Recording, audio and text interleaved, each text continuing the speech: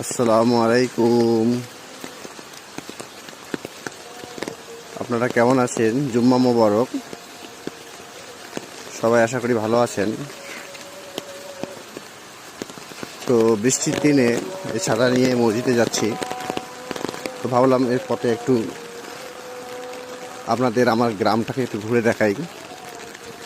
এটা আমাদের একদম গ্রাম, একদম বর্ষার সিজনে আমাদের রাস্তার পরিস্থিতি একটু দেখেন কি অবস্থা।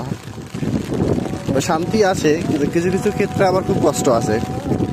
এইখান থেকে নিয়ে এই বাড়িগুলো পর্যন্ত একটু কাঁচা রাস্তা, তারপরে আমাদের মসজিদ, এটুকু একটু বর্ষার সিজনে আমাদের খুব কষ্ট হয় আসা যাওয়ার মধ্যে।